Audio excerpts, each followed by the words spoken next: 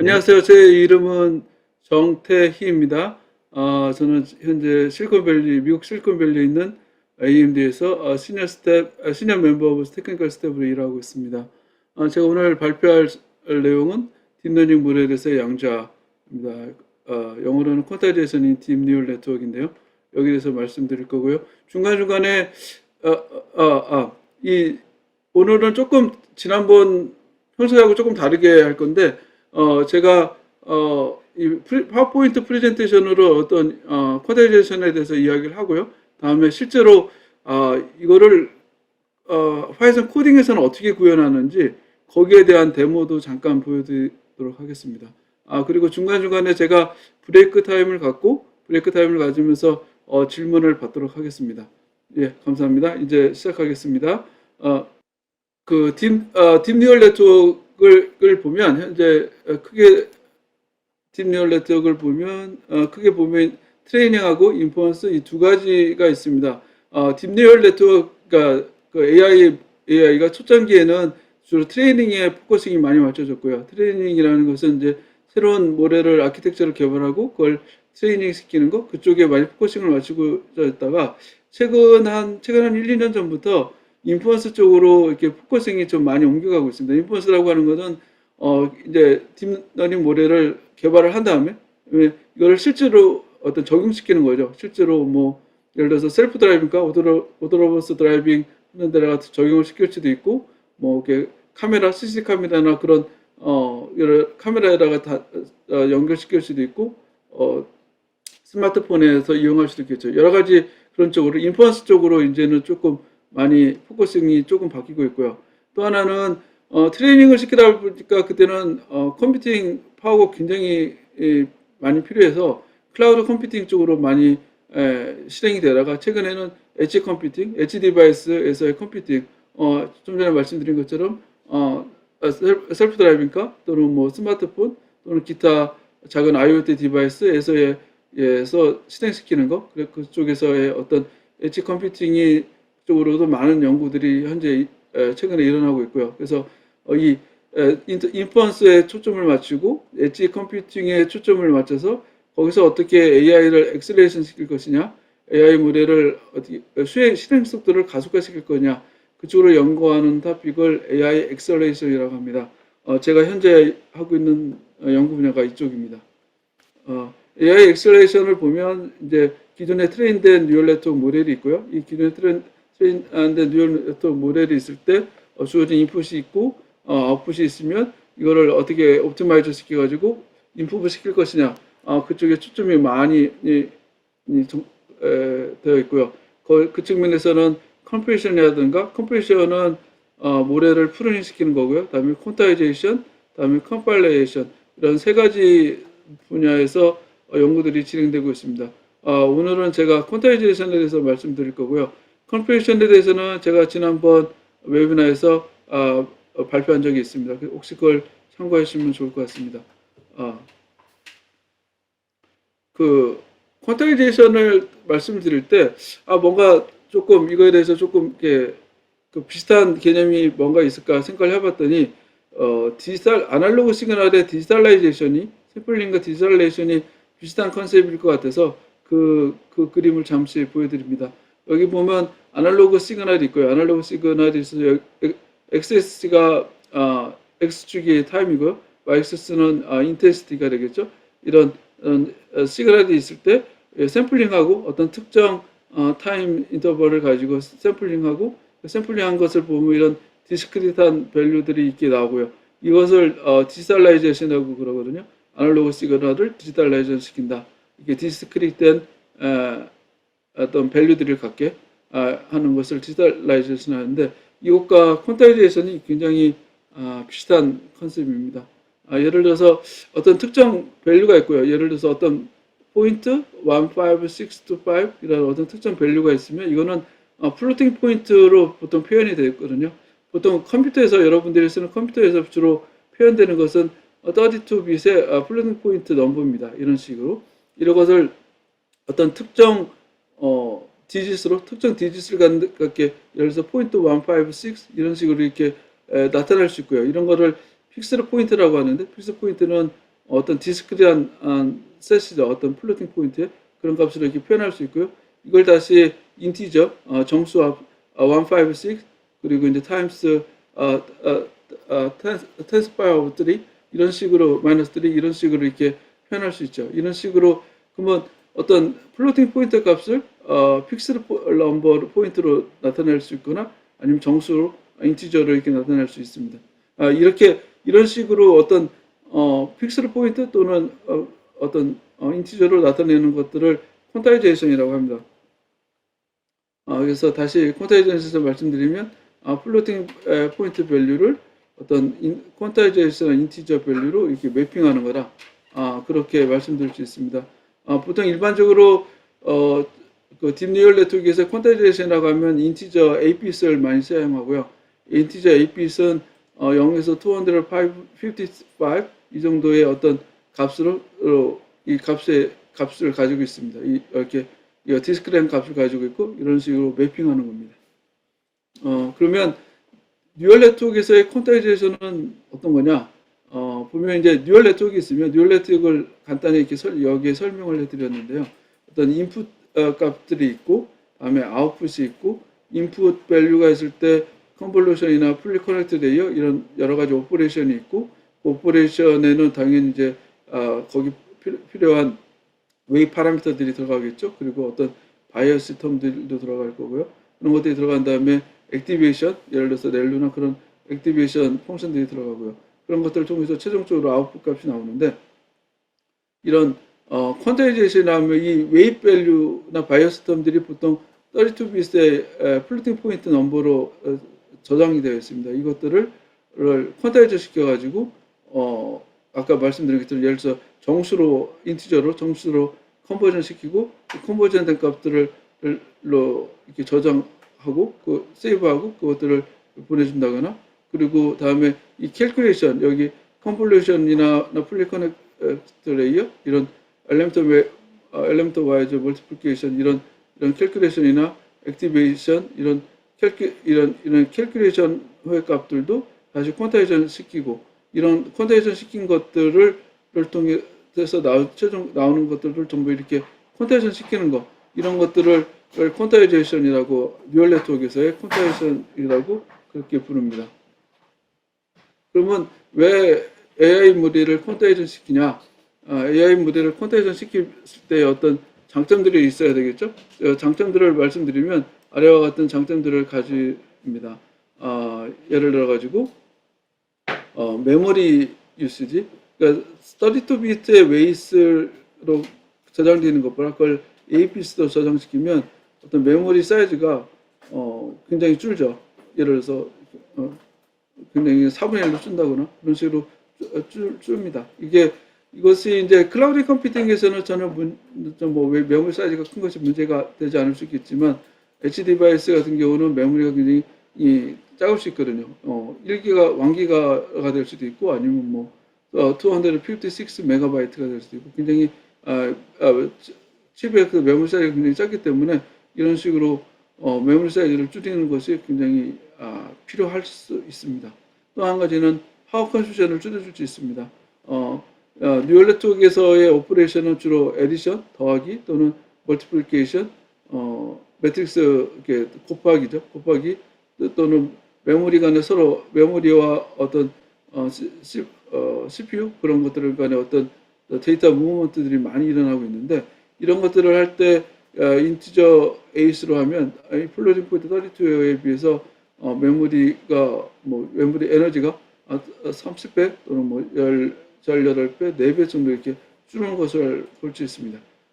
실은 이것들이 아까 말씀드린 것처럼 엣지 디바이스가 많은 경우에 배터리를 사용하는 경우가 많이 있어가지고 배터리를 사용하는 경우에 있어서 파워 컨슈션을 줄이는 게 굉장히 유용합니다. 그래서 그런 것들을 위해서 그런 것들 때문에 어떤 에너지 파워 컨슈션을 줄이는 것들이 굉장히 필요할 수 있습니다. 또 궁극적인 것들 중에 하나는 레이턴시인데요. 레이턴시라고 하는 것은 AI 모델을 실행시킬 때 수행 속도를 이야기합니다. 수행 속도가 아니라 정확히 얘기하면 수행 시간, 얼마나 시간이 걸리냐 하는 건데요. 예를 들어 가지고 어떤 모델의 크기에 따라서 어떤 모델들은 1세컨드가 걸릴 수도 있고 아니면 한두에도 미리세컨드가 걸릴 수도 있고 뭐 10미리세컨드가 걸릴 수도 있습니다. 그런 것들을 레이턴스라고 그러는데요. 얼마나 실행하는데 시간이 걸리느냐. 근데 이 시간 속도를 줄이는 것도 굉장히 큰 관건 중에 하나입니다. 특히 뭐 GPU를 막 100대, 1000대씩 써가지고 사용할 수도 있겠지만 CPU가 굉장히 낮은 버전의 CPU를 쓴다거나 아니면 예를 들어서 AP라든가 그런 스마트폰이나 그런 데서 작동시키려고 하면 그런 레이턴시가 또 문제가 될 수 있습니다. 그래서 레이턴시를 어떻게 이게 감소시킬 수 있을까? 그런 측면에서 퀀타이제이션이 유용하겠습니다. 그다음에 실리콘 상에서도 보면 이게 플로팅 포인트보다 인티저를 사용했을 때 에어리어가 에디션이나 멀티플리케이션 에어리어를 줄일 수 있다고 되어 있습니다. 그래서 이렇게 했을 때 어떤 칩 사이즈 자체를 줄일 수 있겠죠. 그래서 이런 여러 가지 AI 콘타이제이션을 시켰을 때 여러 가지 장점을 가질 수 있습니다. 그럼 이제 실제적으로 콘타이제이션을 어떻게 시키는 건지 그 예를 들어 가지고 설명을 해드리겠습니다. 뉴럴 네트워크는 보통 매트릭스 멀티플리케이션이 많은데요. 예를 들어 가지고 이 두 가지 매트릭스에 대해서 멀티플리케이션 하는 것에 대해서 예를 들어 가지고 설명을 해드리겠습니다. 여기 보면 인풋 밸류가 있고요. 다음에 웨이트 밸류가 있고 이것들을 엘리먼트 와이즈 멀티플리케이션 하고 그걸 애큐뮬레이터로 서메이션 하고 그것들 다시 서메이션 하는 거. 이것이 보통 일반적으로 AI 엑셀레이터 또는 AI 하드웨어의 실제 구조가 이런 식으로 되어 있습니다. 여기서 보면 이제 인풋 밸류가 이런 매트릭스가 이제 들어가고요. 다음에 웨이트 파라미터들이 이런 식으로 들어갑니다. 이런 식으로 들어가서 엘리먼트 와이즈 멀티플리케이션이 되고 그것을 어큐뮬레이션 하면 아웃풋이 나오겠죠. 그런데 이제 이것을 어떤 플로팅 포인트가 아니라 인티저로 컨버전 시킬 수 있고요. 인티저 컨버전하면 여기 이게 스케일링 팩터가 있고 여기 실제 인티저 밸류가 있고 이것들을 가지고 또 개선을 할 수 있습니다. 그런데 이제 이렇게 했을 때 이렇게 퀀타이제이션 이런 과정을 이제 퀀타이제이션이라고 하는데 이게 퀀타이제이션을 했을 때 그것이 조금 이렇게 프리시전에 정확도의 노스가 발생할 수 있고 발생할 수 있습니다. 이제 그래서 그것이 퀀타이제이션이 프리가 아니라는 거죠. 예를 들어 가지고 이 어떤 특정 A 매트릭스가 있으면 이거를 퀀타이제이션 시켰을 것과의 어떤 차이값을 보면 이 정도의 값을 가지고 있습니다. 이 정도의 어떤 차이값이 있고 이 정도의 차이값이 결국은 궁극적으로는 로스로 또는 정확도 고래 정확도를 떨어뜨리는 것으로 나올 수 있습니다. 그래서 여기 보면 이제 퀀타이제이션을 시키는 것을 보면 여기 매트릭스 인풋을 인티저를 퀀타이제이션 시키고요. 1055로 스케일링 팩터를 만들고 그다음에 웨이 매트릭스를 이런 식으로 퀀타이제이션 시켜가지고 계산을 해서 여기 두 개 스케일링 팩터가 있으니까 이 두 개를 앞으로 빼주고요. 그다음에 이 두 개의 인티저 값들을 멀티플리케이션 시킬 수 있겠죠. 그리고 나서 그걸 다시 계산을 할 때 이 두 개의 멀티플리케이션은 분명히 APC 넘어가니까 그것을 다시 이런 식으로 스케일 팩터를 다시 더 빼주고 그런 식으로 해가지고 아웃풋을 퀀타이제이션을 다시 시켜줍니다. 혹시 여기까지 질문이 있으신가요? 질문이 혹시 있으시면 채팅방에 올려주시면 제가 답변해 드리도록 하겠습니다. 질문이 없으신 것 같아서 그 다음으로 넘어가겠습니다. 여기 퀀타이제이션은 내에서 보면 시메트릭 퀀타이제이션과 에이시메트릭 퀀타이제이션 이 두 가지로 좀 이렇게 구분이 될 수 있습니다. 시메트릭은 이제 말 그대로 대칭적인 거고요. 에이시메트릭은 비대칭적인 건데 예를 들어서 어떤 값들을 봤을 때 특별히 그 파라미터들의 어떤 웨이트 파라미터들을 보면 어떤 0을 제로를 중심으로 대칭적으로 이렇게 분포하는 것을 알 수 있습니다. 그래서 이런 경우에 콘타이제이션 시킬 때 이런 스케일 팩터를 스케일 또는 레드슨 팩터를 한 가지를 정하고요.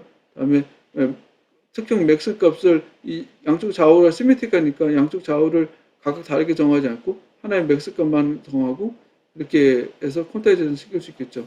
그게 시메트릭 퀀타이제이션이고요. 에시메트릭 퀀타이제이션은 어떤 미니멈 값과 맥시멈 값이 좀 다른 경우에 이 미니멈 값과 맥시멈 값이 이렇게 포지티브로 존재할 수도 있고 아니면 뭐 이렇게 마이너스부터 포지티브로 이렇게 존재할 수도 있는데 그런 식으로 이렇게 존재하는 경우에 경우에 해당합니다. 그런 경우에 어떤 스케일 팩터를 주어지고요. 다음에 옵셋을 어떤 중심을 하나를 잡고 거기서의 옵셋 값을 정하고 그다음에 맥스를 정해서 그렇게 콘테이지에서 시킬 수 있겠죠.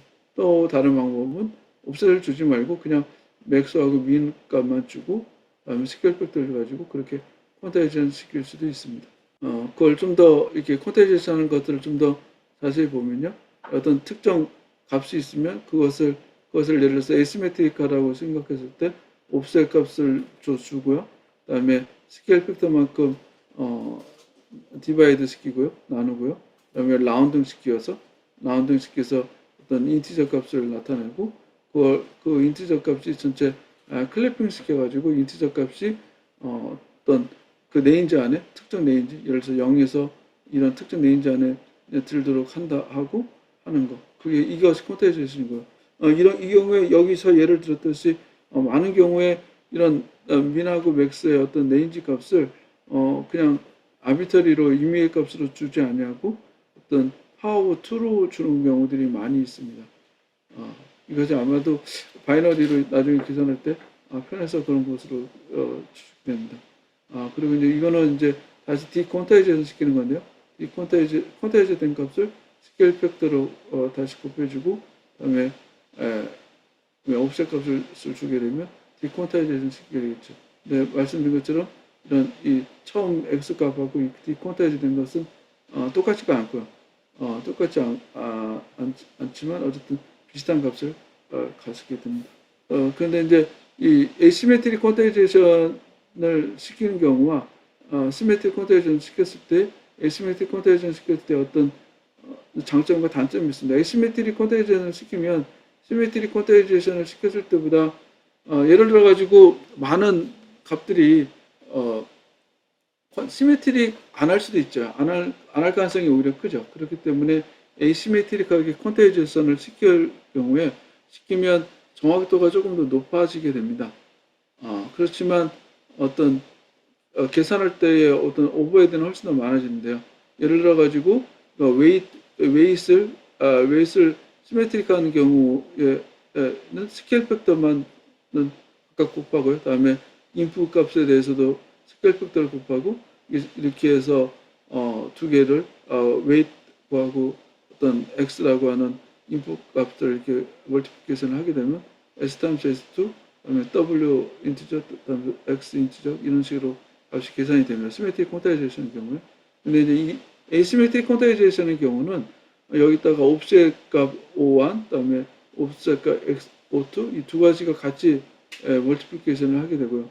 그래서 이런 식으로 네 가지 텀으로 나오게 됩니다. 그러니까 결국 이 세 가지 에디셔널 텀이 결국은 오버헤드가 되는 거죠. 그래서 좀 익스트라도 10에서 15%더 익스트라 캘큘레이션이 필요하고요. 그래서 에시메트릭 콘타이제이션은 정확도가 약간 더 시메트릭 콘타이제이션보다 높을 수 있지만 오버헤드가 있다. 캘큘레이션 할 때 오버헤드가 있고요. 이것을 좀 줄이기 위해서는 예를 들어 가지고 웨이트는 시메트릭하게 하고 그다음에 인풋 때는 각각 네이셔의 인풋은 에시메트릭하게 그렇게 결합할 수도 있습니다. 왜냐하면 웨이트 많은 경우에 시메트릭한 경우가 굉장히 많이 있거든요. 그렇지만 인풋은 우리가 잘 예측이 안 되니까 에시메트릭한 경우가 많이 있고 그래서 그런 식으로 하게 되면 이 오한 값이 그러니까 옵셋의 웨이트의 오한 값이 제로가 되겠죠. 이걸 시메트릭하게 하는 경우 그런 경우 이 텀도 제로가 되고 이 텀도 제로가 됩니다. 여기 오리지널 텀하고 이 텀만이 남게 되죠. 그렇게 되면 캘큘레이션 할 때 오버헤드가 굉장히 많이 줄 수 있겠죠. 그래서 그렇게 하는 것도 하나의 방법일 수 있습니다. 또 한 가지 이제 말씀을 드리면 페이크 퀀타이제이션이라고 하는 거, 시뮬레이션 퀀타이제이션이라는 것이 있습니다. 실은 이제 그 퀀타이제이션을 구현을 할 때 보통은 모든 것을 하드웨어 상에서 하드웨어 커널 상에서 이렇게 구현을 합니다. 그래서 실은 저희가 뭐 소프트웨어 엔지니어가 굳이 퀀타이제이션에 대해서 어떻게 되는 건지 잘 모를 수 있죠. 그런데 이제 커널 상에서 하드웨어 상에서 구현을 하는데 그 안에서 뭐 구현을 잘못해서 커널상에서 문제가 생길 수도 있고 여러 가지 뭐 일들이 생길 수 있습니다. 그래서 그리고 또는 우리가 이제 어떻게 콘테이제이션을 해야 되는지 저희가 또 나름대로 모래를 연구해야 되니까 그 측면에서 이제 시뮬레이션 콘테이제이션을 시뮬레이션 할 수 있습니다. 그래서 아까 좀 전에 이전에 말씀드렸던 것처럼 이게 실제로 기존의 열 아키텍처라면 이 바이오스를 콘테이션 시키고 웨이스를 콘테이션 시키고 인풋 파라미터를 콘테이션 시키고 여기 나오는 액티베이션 콘테이션 시키고 이런 것들을 임의로 어떤 레이어를 넣어가지고 콘테이션을 시켜서 어떤 디스크릿한 셋의 플로팅 포인트의 디스크릿한 셋으로 만들어 주는 거 그것을 시뮬레이터 콘테이제이션 또는 페이크 콘테이제이션이라고 부릅니다. 왜 페이크라고 부르냐면 이게 실제 이것들이 구동되는 거는 특정 스페셜 하드웨어가 아니라 CPU나 GPU에서 구동이 되기 때문에 그 CPU나 GPU는 일반적으로 플로팅 포인트 32입니다. 플로팅 포인트 32에서 구현이 되지만 이 안에 들어가는 것들은 콘테이저 시켜가지고 어떤 디스크릿한 값들을 가지고 있으니까 페이크 콘테이제이션이라고 그렇게 부릅니다. 콘테이제이션에서는 또 이렇게 퍼 채널 또는 퍼 텐서 콘테이제이션이 있는데요. 저희가 지금까지 이제 말씀드린 것은 퍼 텐서 콘테이제이션이고요. 퍼 텐서 콘테이제이션이라는 거는 이게 각 층에 컨볼루션 레이어가 있으면 각 레이어가 그 레이어 자체를 컨볼루션이 있으면 그걸 전체를 다 하나의 하이퍼파라미터 스케일 팩터나 아니면 레인지나 민맥스 레인지나 옵셋이나 그런 것들을 어플라이해서 콘테이저 시키는 것을 퍼 텐서 콘테이제이션이라고 그러고요. 퍼 채널 콘테이제이션은 특별히 프리 커넥티드 레이어, 컨볼루션 레이어 같은 경우는 여러 채널들이 아웃풋 채널들이 있습니다. 각 채널별로 다르게 콘테이제이션 파라미터, 하이퍼 파라미터를 적용해서 콘테이제이션 시키는 것을 말합니다. 퍼 채널로 하면 장점은 실은 각 채널별로 어떤 그 밸류들의 어떤 스케일이 각 디스트리뷰션 다를 수 있기 때문에 각 퍼 채널별로 콘테이션을 시키면 AQC는 굉장히 좋아질 수 있습니다. 로스가 상대적으로 줄겠죠. 그렇지만 그렇게 하는 경우에 좀 더 캘큘레이션은 훨씬 더 조금 복잡해질 수 있고요. 그런 장단점이 있습니다. 또 하나는 다이나믹하고 스태틱 콘테이제이션이 있는데요. 다이나믹 콘테이제이션은 어떤 저희가 웨이트는 웨이트 파라미터는 이게 정해져 예를 들어가지고 여기서 보면 이 웨이트하고 바이어스 파라미터들은 어떤 프리 트레인드 된 값 밸류에서 어떤 정해진 값입니다. 그래서 이것들은 그냥 어떤 특정 파라미터를 콘테이션 파라미터를 픽스할 수 있는데요. 여기 들어가는 인풋은 저희가 픽스할 수 없죠. 어떤 형태의 인풋이 들어올 수 있을지 모르니까요. 예를 들어 가지고 이미지 클래시피케이션인 경우에 굉장히 어떤 이미지가 들어올 수 있을지 모르고 이 각각 들어오는 이미지에 따라서 콘테이제이션을 각각 다르게 해줘야 될 상황이 있습니다. 그랬을 때 여기 들어가는 것들을 각각 어떤 들어오는 인풋에 따라서 콘테이제이션 하이퍼 파라미터를 어드저스트하고 각각 콘테이제이션 해주는 거 그것이 다이나믹 콘테이제이션이고요. 스태틱 콘테이제이션은 여기 들어오는 인풋과 상관없이 여기 들어가는 이 콘테이제이션들을 각각 어떤 픽스된 하이퍼 파라미터를 가지고 콘테이제이션 시키는 거. 그것을 스태틱 콘테이제이션이라고 그렇게 부릅니다. 스태틱 콘테이제이션을 시켰을 때의 장단점은요. 장점은 아무래도 다이나믹 콘테이제이션은 각각 들어오는 인풋 액티베이션에 따라서 하이퍼 파라미터, 콘테이제이션 하이퍼 파라미터, 예를 들어서 민맥스나 스케일 팩터 같은 거를 각각 계산해 줄 필요가 없습니다. 다이나믹 콘테이제이션은 각각 계산을 해줘야 되는데 스태틱 콘테이제이션은 그것들이 어떤 픽스되어 있으니까 훨씬 더 다이나믹 콘테이지션에 비해서 실행 속도가 빠를 수 있겠죠. 다만 accuracy 측면에서는 얼마나 모델이 액큐레하냐는 측면에서는 다이나믹은 각각 들어오는 인풋에 따라서 각각 커스터마이즈 시켜주는데 얘는 그냥 스태틱 같은 경우는 그냥 픽스된 값들을 써주니까 경우에 따라서는 액큐레하지 않게 콘테이지션이 될 수 있습니다. 그래서 정확도가 모델의 정확도가 떨어질 수 있습니다. 예를 들어 가지고 여기서는 이제 어떤 한 그룹에서 모델들을 여기에 플로팅 포인트 32에 어떤 모델을 트레이닝 시키고 그것들을 퀀타이전 시켰을 때 값들을 보여주고 있습니다. 여기 예를 들어서 이런 세 가지 모델 인셉션이나 나스넷 또는 네즈넷 같은 경우에 모델 퀀타이전 시킨 다음에 액큐러시가 거의 비슷한 것을 볼 수 있습니다. 근데 이제 이런 모바일 넷이나 딥넷 이런 세 가지 모델은 액큐러시가 굉장히 앱부터 퀀타이즈 시킨 다음에 굉장히 많이 떨어질 수 있죠. 이런 식으로 퀀타이제이션 시킨 다음에 액큐러시가 거의 아이디어하게는 거의 비슷하게 나와야 되는데 이게 떨어지는 경우들도 있을 수 있습니다. 네, 그래서 그런 경우에는 콘테이지에이션 어웨어 트레이닝이라는 것을 해야 됩니다. 콘테이지에이션 어웨어 트레이닝이라고 하는 것은 콘테이지에이션을 어떤 콘테이지에이션을 시켰을 때 어떤 실은 에러들이 발생할 확률이 있고요. 그런 것들을 감안해서 다시 트레이닝, 파인튜닝 시키는 것을 이야기합니다. 그래서 보면 이제 제가 지금 기존에 말씀드렸던 거는 포스트 트레이닝 콘테이지에이션에서 이미 트레이닝된 웨이시나 액티베이션을 without 파인튜닝 하지 않고 콘테이지 시키는 거고요. 콘테이지션 어웨어 트레이닝은 여러 가지 그런 이런 파인튜닝을 시켜가면서 콘테이지에이션을 다시 시키는 겁니다. 그래서 이 두 가지를 비교해 보면 포스트 트레이닝 콘테이지에이션은 콘테이지션 어웨어 트레이닝보다 아무래도 훨씬 빠르겠죠. 파인튜닝이 필요 없으니까 빠르고 그다음에 리트레이닝이 필요 없고 그다음에 콘테이지션 어웨어는 리트레이닝이나 파인튜닝이 필요합니다. 그리고 이거는 그냥 플러그인이 그냥 이렇게 바로 그냥 콘테이지는 바로 시켜서 할 수 있지만 이거는 리트레이닝이 필요하고요. 그렇지만 여기는 이제 파이널 액큐러시, 모델의 액큐러시에 대해서 컨트롤 할 수가 없습니다. 그래서 콘테이지에서는 왜 액큐러시가 대부분의 경우는 거의 비슷하게 나오는데 액큐러시가 갑자기 많이 안 좋아질 수도 있고요. 그런 경우는 이제 문제될 수 있겠죠. 그렇지만 이제 콘테이션 어웨어 트레이닝은 그런 것들을 파이널 액큐러시를 어드저스트 컨트롤할 수 있습니다. 콘테이션 파라미터를 조정해서 할 수 있습니다.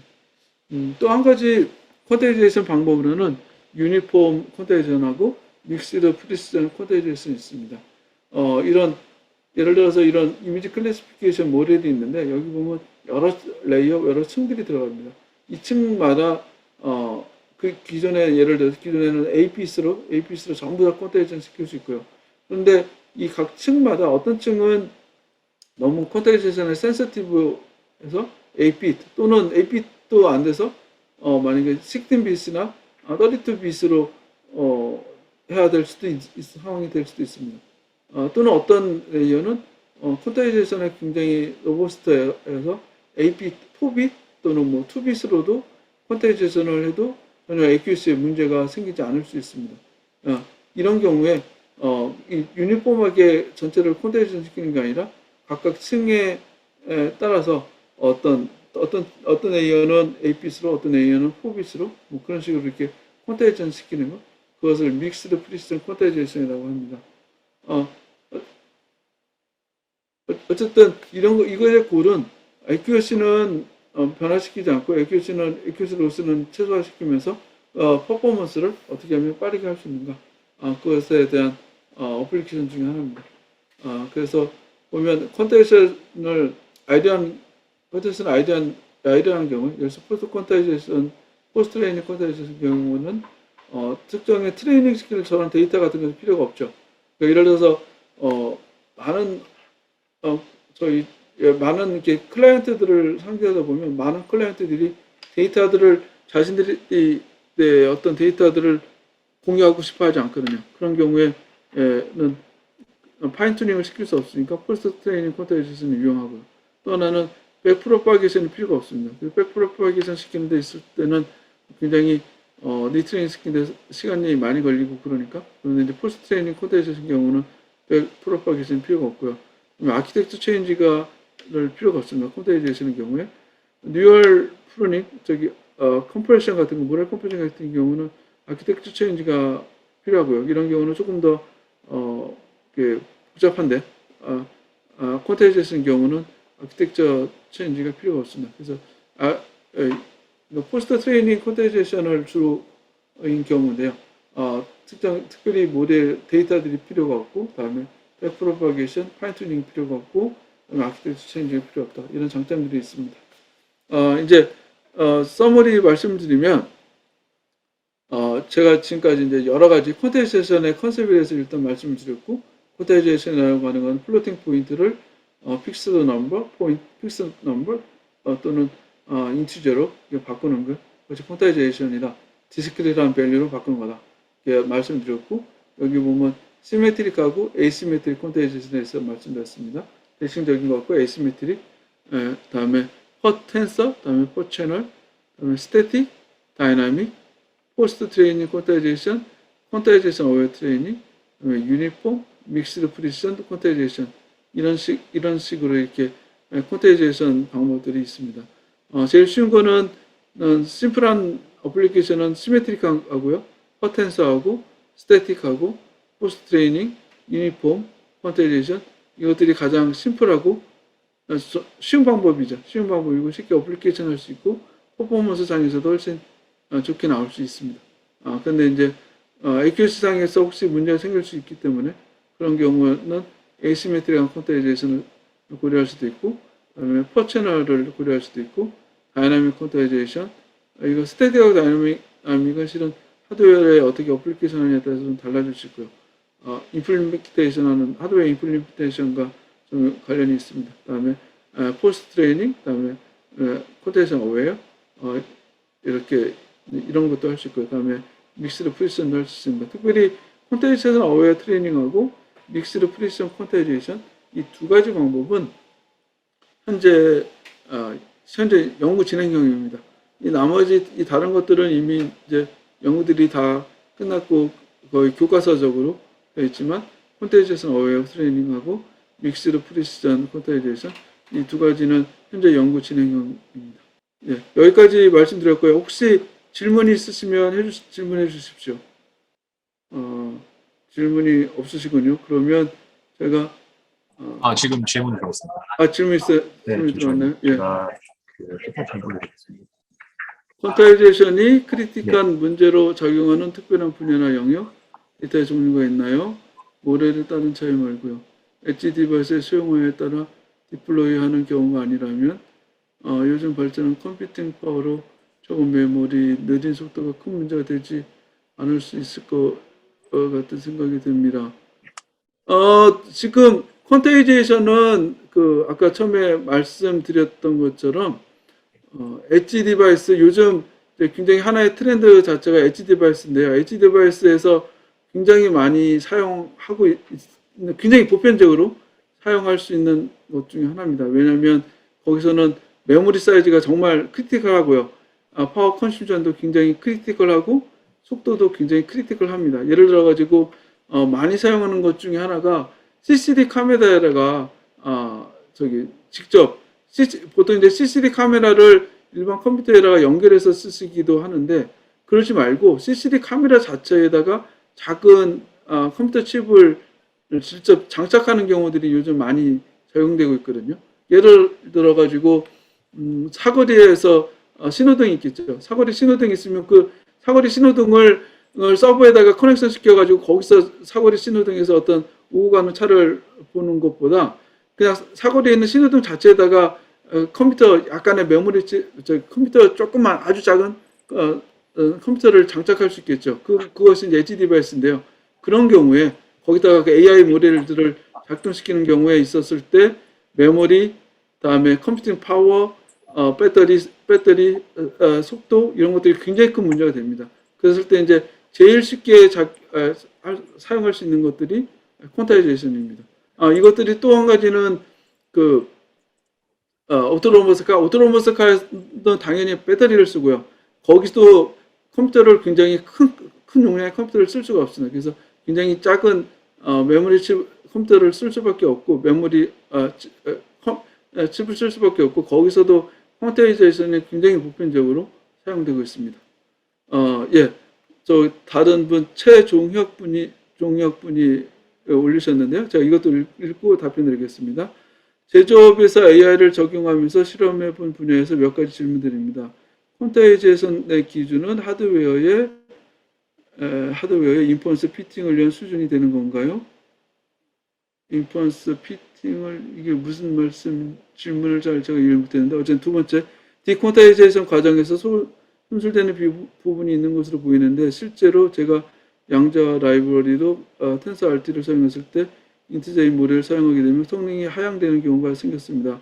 이를 기존 모델의 수준으로 높일 수 있을까요? 극한 환경에서 저전력으로 인퍼런스 하지만 세상의 컨디션 성능을 뱉어야 하는 궁극적으로 컨텐츠의 목표는 정확도 불안의 인퍼런스 속도이고 저전력 상태에서 정확도는 최대한 트레이닝의 수준을 올리는 건가요? 예, 그 세 번째 최종혁 분이 질문하셨는데 그 세 번째 거부터 말씀드리면 정확하고요. 콘텐츠의 목표는 정확도 불안한 인퍼런스 속도입니다. 인퍼런스 속도 또는 파워, 컨슘션, 그 다음에 메모리 사이즈 이 세 가지고요. 그래서 이제 궁극적으로는 인퍼런스 속도를 높이는 것이다. 그 다음에 정확도를 높이는 건 아니고요. 정확도는 기존에 된 것과 가장 유사하면 가장 좋습니다. 예를 들어서 기존의 정확도가 90%면 90% 정확도를 나오게 하는 것이 가장 좋고요. 그런데 콘텐션 시키면 콘텐션 로스가 있을 수밖에 없고 그 로스 때문에 정확도가 떨어질 수밖에 없습니다. 근데 그 떨어지는 정확도를 얼마나 최소화시킬 수 있느냐 그것이 관건이죠. 그래서 여기 텐서RT를 말씀하셨는데 엔비디아의 텐서RT의 경우 인티저 8 모델을 서포팅합니다. 근데 인티저 8 모델을 사용하면 당연히 성능이 나빠진다는데 성능이 나빠진다는 게 아니라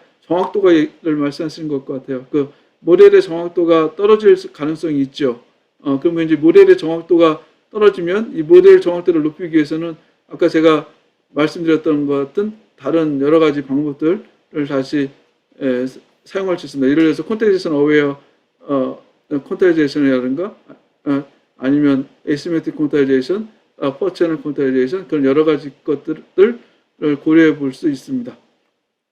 이준효 분이 질문하셨는데요. 믹스드 프리시전 콘타이제이션의 경우 예를 들어 레이어 1에서 4비트로 콘타이제이션하고 레이어 2에서 다시 8비트로 콘타이제이션하면 최종적인 프리시전에는 향상이 없을 것 같습니다. 이미 레이어 1에서 일부 손실이 있는데 이를 다시 8비트로 회복한다고 해서 프리시전이 회복될 수 있나요?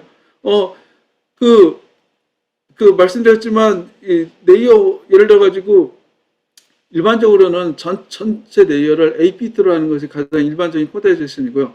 어떤 특정 레이어를 예를 들어서 레이어 1을 4비트로 하게 되면 전체 레이어를 전부 8비트로 하는 것에 비해서 accuracy가 향상되는 건 아니고요. 다만 그 모델의 메모리 사이즈를 상대적으로 조금 더 줄일 수 있고 다음에 그 퍼포먼스 측면에서 컴퓨팅 할 때에 조금 더 장점이 있을 수 있습니다. 그래서 어떤 퍼포먼스 측면에서 한다는 거지 accuracy 측면에서 향상시키려고 하는 건 아닙니다. 예, 말씀하셨네요. 답변 맞습니다. 그렇게 이해하신 것이 맞고요. 제가 어쨌든 답변을 질문 주신 것에 대해서 답변을 드렸던 것 같고요. 제대로 잠깐만 다 됐죠? 자 이제 여기까지 했고요. 잠깐 시간이 조금 있어서 시간이 조금 남아서 제가 실제 콘테이션을 어떻게 하는 건지에 대해서 설명해 드리도록 하겠습니다. 여기 보면 이제 제가 노트북을 만들었는데요. 노트북에서 핸즈온 콘테이션에서 제가 노트북을 하나 만들었습니다. 여기 보면 제가 이제 그 예를 들어 가지고 다크넷 19은 어디에 쓰였냐면 욜로 V2의 백본 모델이 다크넷 19입니다. 다크넷 19 이름에서 유추할 수 있듯이 컨볼루션 레이어가 19개가 들어갑니다. 그래서 컨볼루션 레이어 19개짜리가 들어가고요. 컨볼루션 레이어, 맥스풀 레이어 이런 식으로 되어 있고요. 다음에 이제 나중에 맥스, 에버리지 풀링, 소프트 맥스 이렇게 되어 있는 게 다크넷 19이고요. 이 다크넷 19을 콘텐츠 시키는 것에 대해서 제가 데모를 조금 보여드리도록 하겠습니다. 자칫 또 리마인드를 시켜드리면 어떤 값이 있을 때 이 스케일링 팩터 또는 스케일링 팩 이게 사람마다 좀 다르게 부르는데요. 이걸 뭐 스케일 팩터라고 부르기도 하고 저는 뭐 내 스텝 사이즈라고 부르기도 하고 어쨌든 이렇게 그걸로 디바이드하고 그다음에 여기 옵셋을 줄 수도 있고요. 그다음에 그렇습니다. 그리고 이거는 디콘타이즈 시키는 거고요. 그래서 하는데 예를 들어서 이제 여기서 보면 이게 각종 패키지들을 올리고요. 여기 저는 이거는 파이토치로 했습니다. 그래서 파이토치 베이직 패키지들을 로드하고요.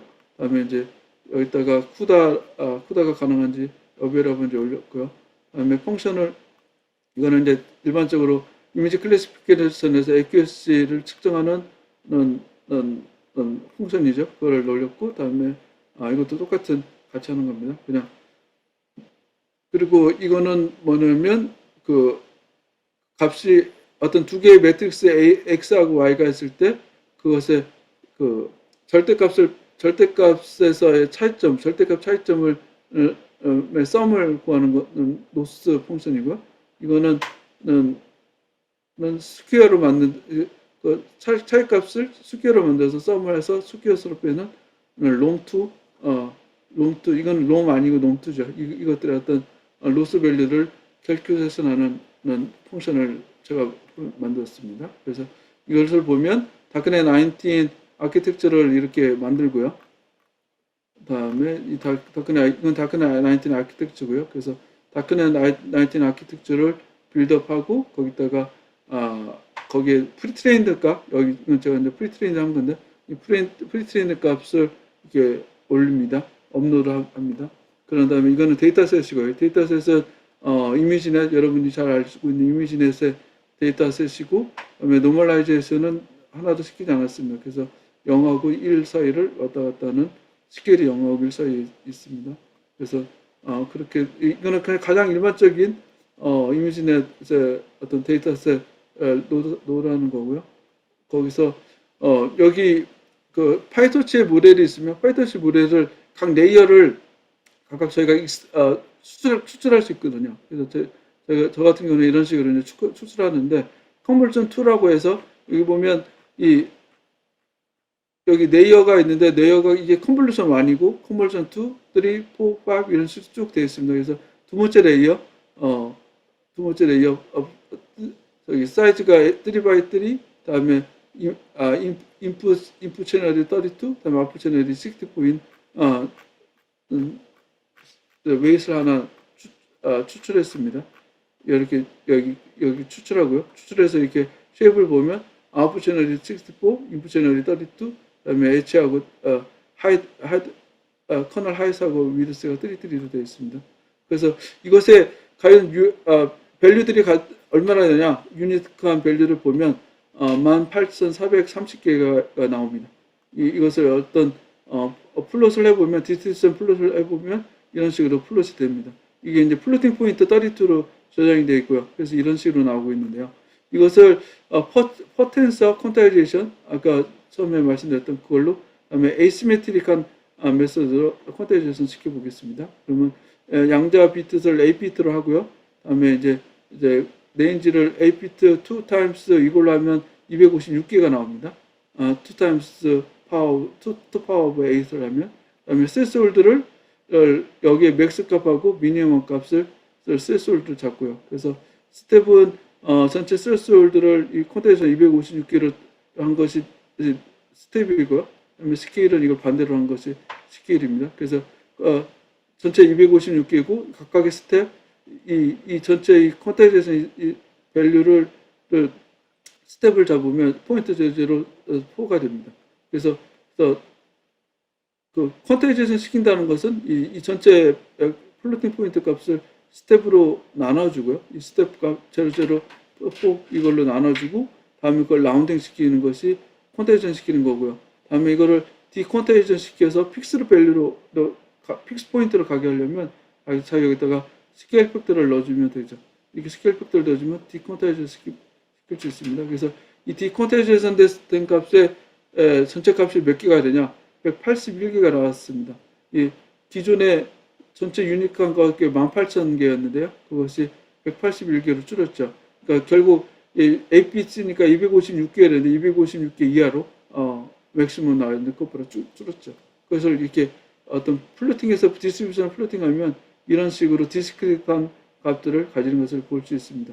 그리고 특별히 이 값들이 이 제로에 굉장히 이렇게 로컬라이제이션이 많이 됐죠.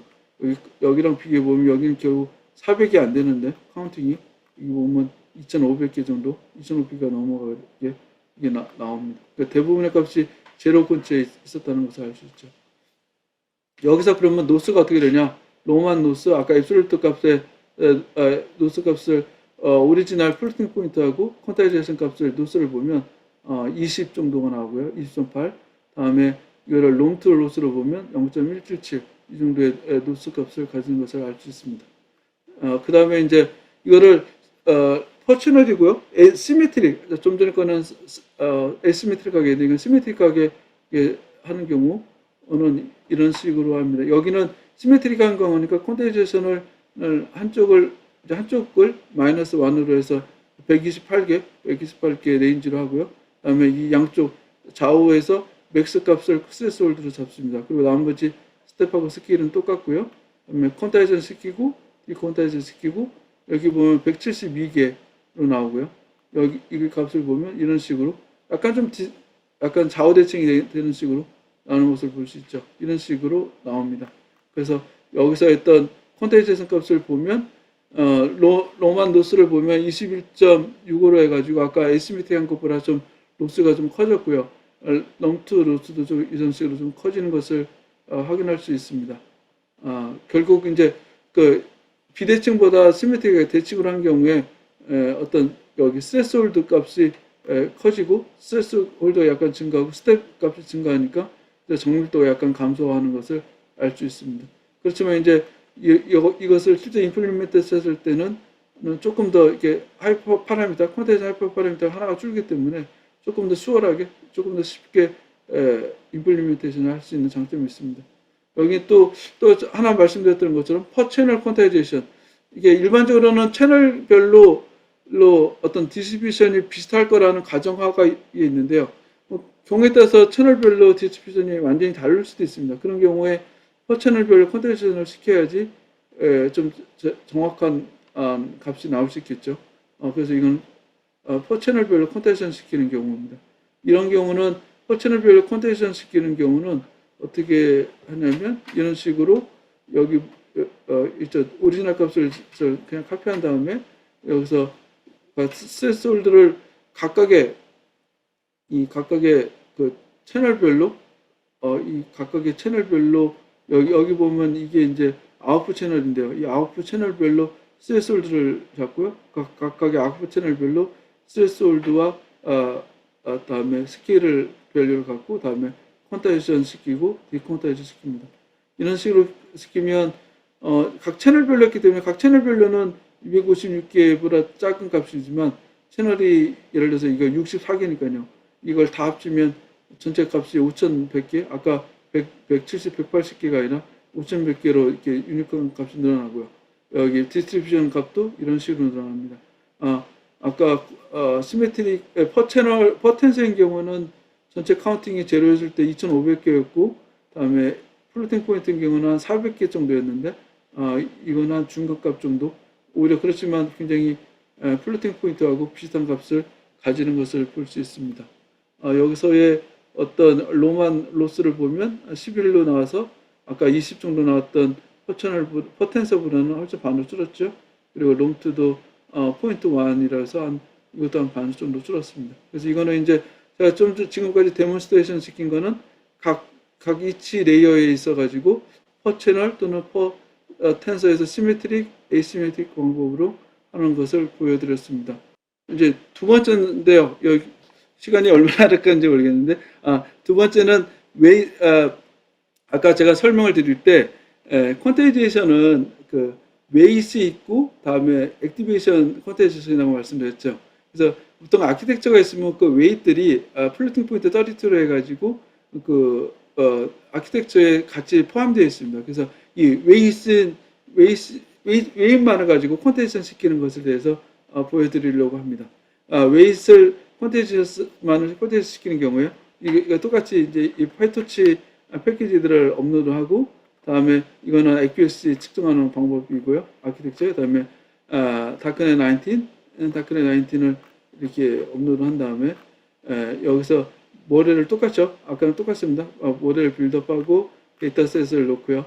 그다음에 여기서 accuracy를 한번 측정해 보면 이 모델의 accuracy를 측정해 보면 탑1 accuracy가 72%가 나오는 72.07 이게 탑1 accuracy고 탑5는 91.37 이게 탑5 accuracy입니다. 이게 플로팅 포인트 32인 경우에 여기에서 일단은 웨이트를 하려면 일단은 여기서 어떤 파라미터들을 퀀타이제이션 시킬 수 있을까 그것을 고민을 해야 됩니다.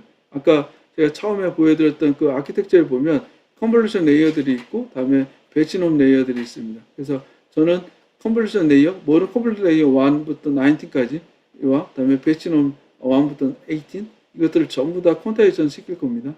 그래서 이런 어떤 레이어들을 콘텐츠 시킬까를 일단은 설정을 해야 되고요. 그 다음에 여기서 이제 콘텐츠에서 하는 거 아까 처음 노트에서 보여드렸던 것처럼 이제 콘텐츠에서 하는 것을 시메트릭하게 콘텐츠에서 시킬 겁니다. 그래서 시메트릭한 콘텐츠에이션으로 해서 이런 식으로 스레스홀드를 정하고요. 다음에 데시멀 포인트 포지션을 정하고 다음에 스레스홀드를 어플라이하고 스케일 값들을 계산한 다음에 퀀타이즈 시키고 그다음에 디퀀타이즈 시킵니다. 이렇게 해서 참고적으로 저는 이 레인지를 어떤 그냥 임의 아비터리 레인지가 아니라 파워 오브 2의 제곱성으로 이렇게 레인지를 결정을 했습니다. 그렇게 그렇게 결정을 했고요. 그렇게 해서 여기서 보면 웨이스를 익스트랙트 하고요. 각각의 웨이스를 각각 네 모델에서 웨이스를 각각 익스트랙트 한 다음에 추출하고요. 그 다음에 그 웨이스를 퀀타이즈 시키고 이 퀀타이즈 된 웨이스를 다시 모델에다가 집어넣는 과정입니다. 다시 업로드 시키는 겁니다. 그래서 웨이스를 익스트랙트 하고 그걸 웨이스를 퀀타이즈 시키고 그다음에 퀀타이즈 시켰다는 게 아까 픽스드 포인트로 바꾼다는 거죠. 플로팅 포인트에 픽스드 포인트 바꾸고 그걸 다시 픽스드 포인트 바꾼 것을 다시 모델에다가 다시 업로드 시킵니다. 그렇게 하고 다음에 액큐스를 재보면 탑1 액큐스가 71.53가 나오고 탑5가 90.70가 나옵니다. 그래서 액큐스가 플로팅 포인트에 72.07에서 71.53도 약간 감소했죠. 0.5% 액큐어시가 감소한 것을 볼 수 있습니다. 어쨌든 그렇고 이건 지금 제가 이제 콘텐츠 시킨 모델을 다시 세이브했습니다. 세이브해 놓으면 어떠냐면 이 웨이시 기존 거는 플로팅 포인트로 세이브가 되어 있었는데 이 경우는 콘텐츠 되어 있는 거 인티저 A에서 콘텐츠 되는 것으로 나오게 되어 있습니다. 여기까지 했고요. 자 이제 이거는 또 다른 건데요. 포스트 트레인 다이나믹 콘테이제이션에서 말씀드리겠습니다. 아까 제가 설명드릴 때 다이나믹 콘테이제이션이라고 하는 것은 들어오는 인풋이 각각 달라지니까 그 들어오는 인풋에 따라서 양자화시키는 하이퍼 파라미터들을 전부 다 그때마다 바꿔주는 것을 다이나믹 콘테이제이션이라고 그렇게 말씀드렸습니다. 그래서 그것에 좀 전에 보여드렸던 거는 웨이트를 콘테이션 시키는 거고요. 이거는 이제 웨이트 콘테이션 된 거 플러스 액티베이션을 콘테이션 시키는데 다이나믹으로 콘테이션 시키는 것에 대해서 데몬스트레이션 하겠습니다. 여기 보면 이거는 이제 처음에 파라미터 패키지 인스톨로 업로드하는 거 똑같고요. 다음에 액큐어시 테스팅하는 펑션 똑같고요. 다음에 여기 다이나믹 콘테이제이션을 하기 위해서는 특별히 어떤 것들이 들어가야 되냐면 제가 이 콘테이즈 시키는 것을 여기 모델에다가 이렇게 넣고요. 모델 자체에다가 퀀타이제이션 시키는 펑션을 아까 참 전에 보였던 그거를 똑같이 여기다 넣고요. 넣고 여기 포워드 할 때 각각의 여기 컨볼루션 레이어가 있고 배치놈 레이어가 있고 그다음에 렐루가 있죠. 리키 렐루가 있죠. 그래서 이게 액티베이션인데요. 컨볼루션 첫 번째 층이 컨볼루션, 배치놈, 리키 렐루 이게 첫 번째 층인데 이 리키 렐루까지 액티베이션 된 다음에 퀀타이제이션 시킵니다. 그다음에 맥스 풀링 하고요. 두 번째 레이어 컨볼루션 2, 배치놈, 그다음에 리키 렐루 여기다가 다시 퀀타이제이션 시키고요. 이런 식으로 각각의 액티베이션 후에 퀀타이제이션 시킵니다. 이 마지막 여기까지요. 그다음에 컨볼루션 19는 19 후에 한 다음에 퀀타이제이션 시키고요. 이렇게 하는 경우입니다. 이렇게 했을 때 여기 모델을 아까 좀 전에 웨이스를 퀀타이제이션 시켰죠. 그거를 업로드 시키고 다음에 accuracy를 측정해 보면 여기 이거는 지금 다이나믹 퀀타이제이션이죠. accuracy가 70.57 그다음에 탑5가 90.70 나옵니다. 그래서 accuracy가 71.57이고요. 그 플로팅 포인트 72보다는 낮지만 웨이만 퀀타이제이션하고는 거의 뭐 비슷하게 거의 유일하게 나왔습니다. 실은 다이나믹 퀀타이제이션 시키는 경우에 일반적으로 약간 accuracy가 웨이만 한 경우보다 좀 감소할 수도 있는데 이 경우는 거의 똑같이 나왔습니다. 뭐 왜 그러냐 하는 거는 뭐 케이스별로 조금 다르니까 조금 말씀드리기가 좀 없고 설명할 수 없고요. 어쨌든 accuracy가 거의 변하지 않았다. 다이나믹 퀀타이제이션은 그렇게 결론 지을 수 있습니다. 이제 마지막으로 스태틱 퀀타이제이션에 대해서 말씀드리겠습니다. 스태틱 퀀타이제이션은 각 레이어의 퀀타이제이션 하이퍼 파라미터들이 그냥 픽스 고정되어 있습니다. 그것을 스태틱 퀀타이제이션이라고요.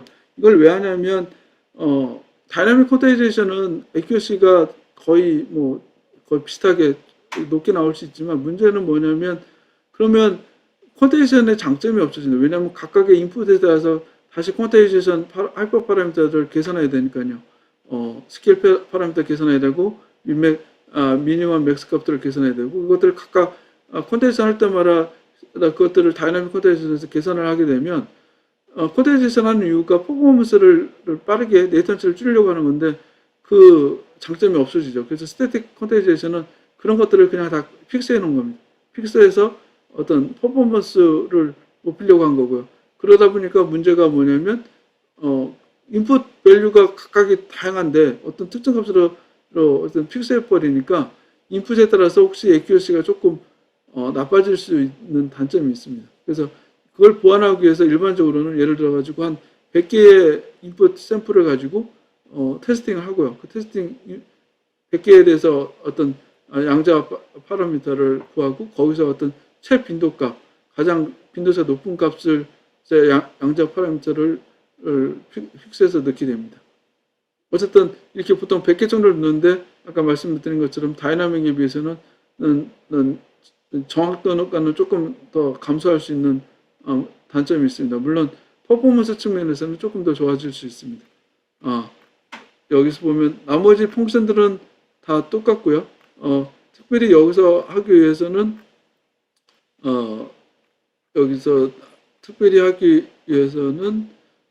이렇게 모델을 빌드업하고요. 똑같이 빌드업하고 어떤 것들을 해야 되냐면 첫째는 여기에 100개의 샘플이 있으면 이 100개의 샘플에 대해서 하이퍼 파라미터를 좀 구해야 되겠죠. 하이퍼 파라미터를 구하기 위해서는 파이토치하고 텐서플로우하고 좀 다른데요. 이게 파이토치의 경우는 조금 약간 다른 트릭을 써야 합니다. 그래서 어떤 트릭을 써야 하냐면 파이토치에서 쓰는 트릭은 어떤 거냐면 제가 여기 제일 처음에 말씀드렸는데 파이토치에서는 리지스터 포워드 후크라는 방법을 써야 되고요. 그걸 써야지만 각층의 활성화층을 추출할 수 있습니다. 그래서 리지스터 포워드 후크라는 방법을 써가지고 각층의 활성화 값을 추출했습니다. 그래서 이 각각의 활성화 값을 추출하고요.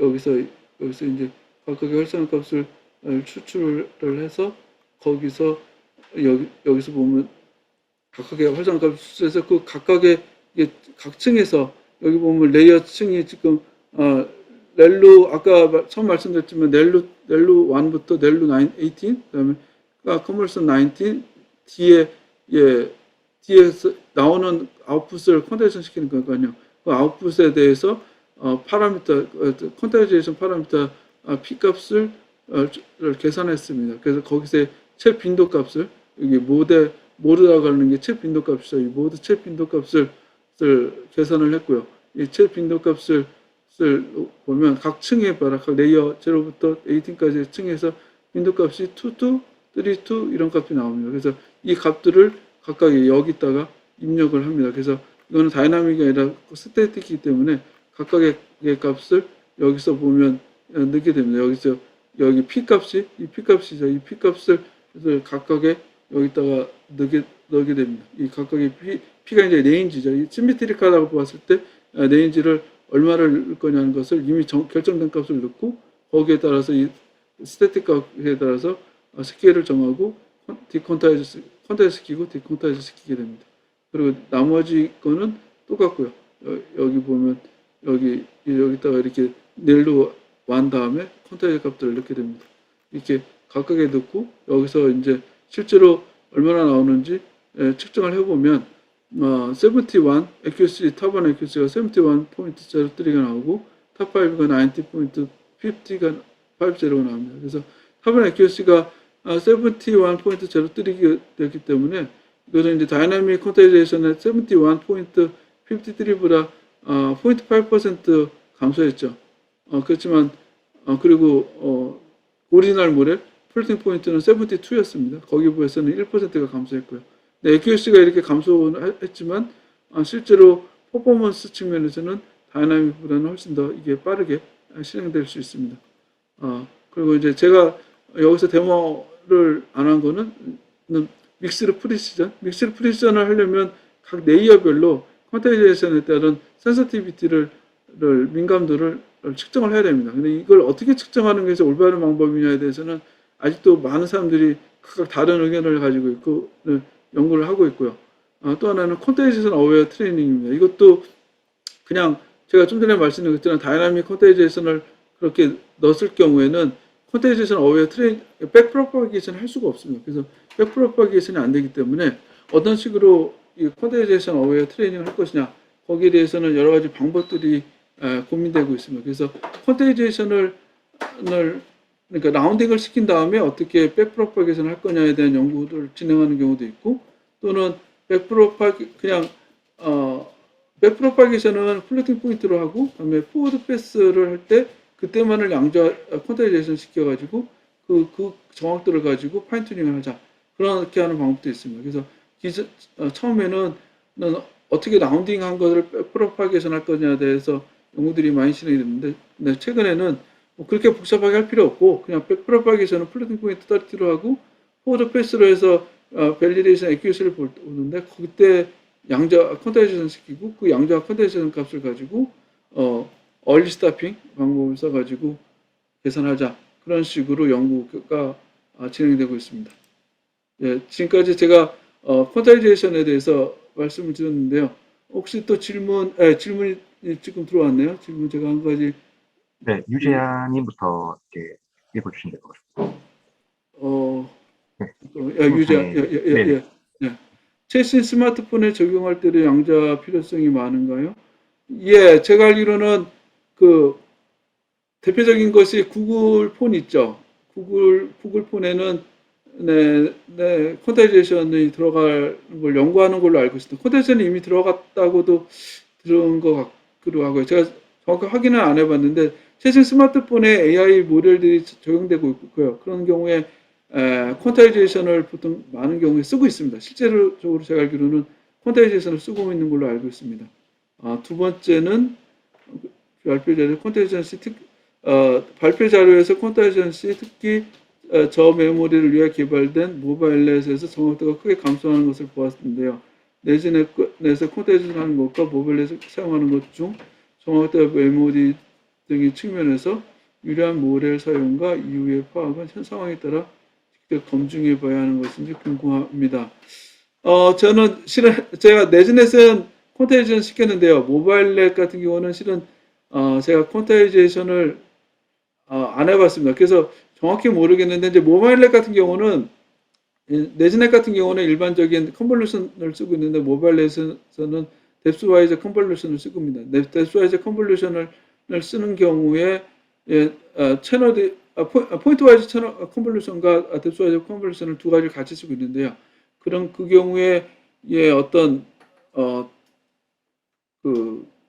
채널에 따른 퀀타이제이션이 혹시 스케일이 좀 달라질 수 있습니다. 혹시 그래서 그런 경우에는 만약에 이제 일반적인 방법으로 퀀타이제이션을 해보고 해서 예를 들어 가지고 정확도가 많이 떨어지는 경우에는 퍼 채널 퀀타이제이션을 시킨다거나 아니면 퀀타이제이션 어웨어 퀀타이제이션을 시키는 경우 두 가지를 시도해 볼 측면이 있습니다. 실은 그런 경우들이 실제 어플리케이션에서 많이 발생하고요.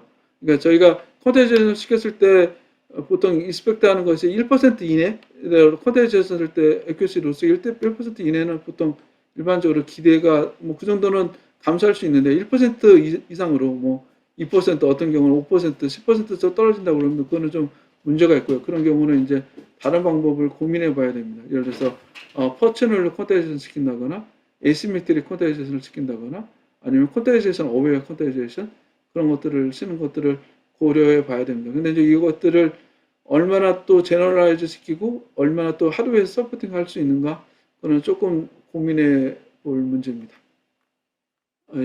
최종혁 님이 질문하셨는데요. 양자와 관련해서 파이토치나 텐서 내부의 라이브러리로 기능 구축이 될 필요가 있어 보이는데 관련된 계획이 있나요? 제가 알기로 파이토치나 텐서플로어에서도 퀀타이제이션을 하는 것들이 기본 펑션으로 요즘 아주 최근에 하는 게 한 1년 전 아니면 올해 이미 구축되어 있습니다. 일부. 그런데 이제 말씀드린 것처럼 이제 저희 회사 같은 경우는 저희 회사나 많이 이제 AI 엑셀레이터를 개발하는 회사들은 자체적으로 그런 라이브러리들을 만들고요. 라이브러리를 만들어서 그것들을 이렇게 배포를 하고 있지만 파이토치나 텐서플로어에서도 기본 라이브러리를 만드는 걸로 알고 있습니다. 그런데 그것들이 이제 약간의 말씀드린 것처럼 콘텐츠를 시켰을 때 액큐러시가 떨어지는 경우에 그걸 어떻게 대처할 거냐에 대해서는 조금 문제가 있을 수 있습니다. 시간이 이제 많이 지났고요. 이제 오늘은 여기까지 하겠습니다. 참여해 주셔서 감사합니다. 질문해 주신 네. 분들 감사드립니다.